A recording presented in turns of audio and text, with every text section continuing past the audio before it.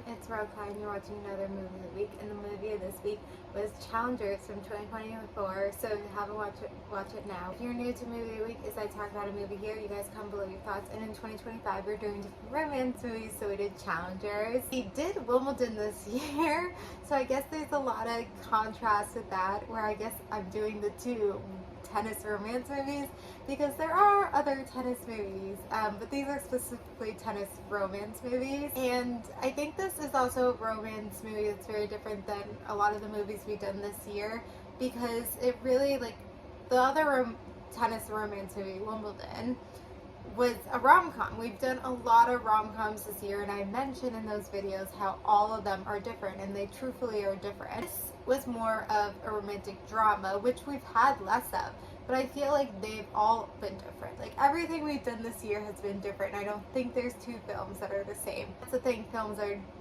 not the same, but even, like, I just feel like the concept, like the way that it's gone about is different. I also want to mention that right now it's the US Open, so I timed this perfectly for me. I just went to the US Open the past 2 days.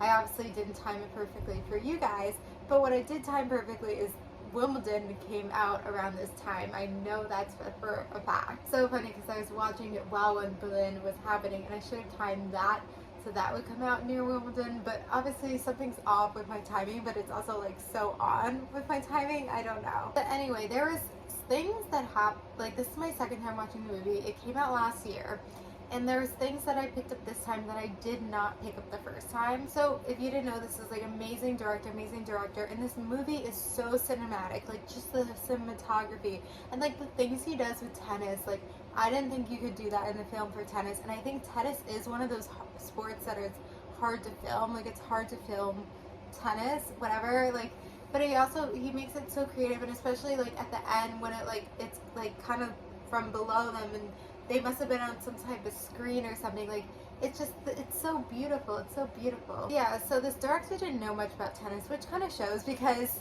like in the movie, which I do feel like a lot of tennis movies do this wrong, where it doesn't look like you can actually play tennis. And I, say Borden versus McEnroe is like my favorite tennis movie. Like, it's the best tennis movie. And I do feel like this movie, like the tennis, like, it looked realistic, but it also was like not realistic, because their shots looked way too clean. Like, sorry, like in tennis, like your shots are not too clean. And also, like, a point is like 4 like hits. Like, in these, and the points are so freaking long, and I'm like, that's not realistic.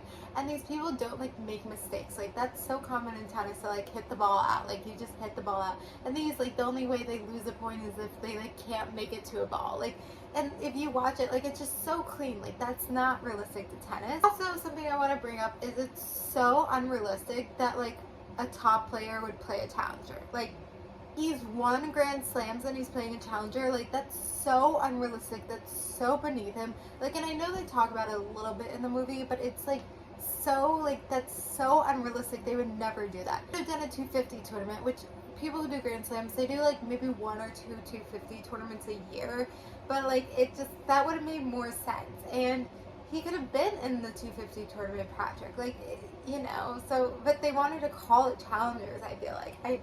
I don't know. But it's so interesting, because Zendaya says it at one point, like, or I think it was Zendaya, right, who says like tennis is a relationship, and it really was. And so something that I noticed this time that I didn't notice the first time is that when she was dating the Patrick character, like when it was showing that in the flashbacks, that's when Patrick won the first set. Like, that's when he was doing better. But then when it switched and she was starting to have a relationship with Art and everything like that, like, that's when he did better in the second set.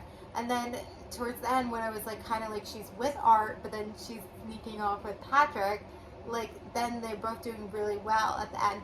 So is that something I didn't pick up the first time, like how the writer did that, where it's like their relationships outside of tennis is kind of what is with this match, and how the match is like showing, the match is a metaphor for their relationship.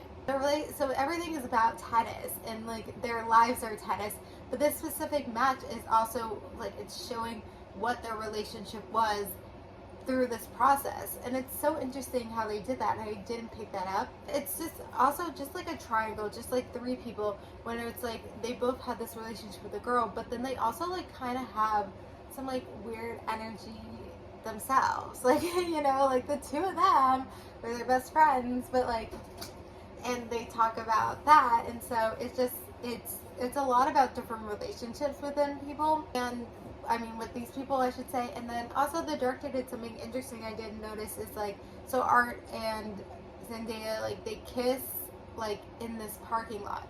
And it's just very calm and like kind of romantic and like a rom-com kiss, right? And then at the end when it's Patrick and Zendaya and they're in the car and then they're kissing outside the car, it's like super windy and stuff, and it kind of describes like their relationship where like there was so much tension and fire with like their relationship, you know, Patrick and I know it sounds Zendaya, but that's what I'm calling. I mean, she is Zendaya, but I know that's not the character's name, but that's what I'm calling her.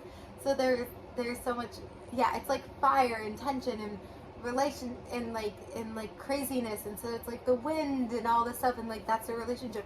And our relationship with Art, it's more standard and calm, and like I guess you could say ice. So like in Fire and Ice, like I feel like Patrick is the fire and Art is the ice, where it's like a little bit colder, you know, but it's still like there's something about it, so it's not like he's like cold, it's like ice. So I guess that's who the Fire and Ice is, and it kind of reflects like the relationship with her as well. I mean, it is something where tennis is so your life, and it's something where it's so hard, and like tennis players a lot of times date each other just because like you're on the tour, like you don't have a life, whatever. Music is also something I want to bring up. Like the music is so like EDM music, I guess, but it was so like it like something about the way that the music was used and like changing the music. I don't know. The movie was it's such a fun movie, and it's so different than a lot of movies, and like how I'm saying like how tennis was used to show a relationship. I think that's so interesting to have like a sport show relationships and stuff, and it wasn't just showing kind of one relationship and one story, it was showing these two relationships and going back and forth, and kind of the competition of it too. Like they're competing for her, they're also competing for themselves, and there's just like a lot of metaphors and a lot of things, and I feel like this is like more of a cinephile movie, where I feel like we can talk more about cinephile movies here. There's more to talk about and there's more to analyze, and I think this movie like is underrated. Like it's such like this should have won more awards. Like there's just something so crafty and so like intellectual, like to get to understand it, and like I feel like my next time watching it I'm gonna discover even more things that I didn't discover this time. Anyway, I talked enough about this movie, but yeah, there's like a lot to do with relationships, and I think it's so interesting that tennis was a relationship. Like that's what it was. So anyway, I'm gonna end it here. Comment below your thoughts, and then the movie for next week is Knocked Up from 2007, so very different movie. So comment below your thoughts about calendars, and then watch Knocked Up for next week. Thank you guys for watching. Like, comment, subscribe, and bye.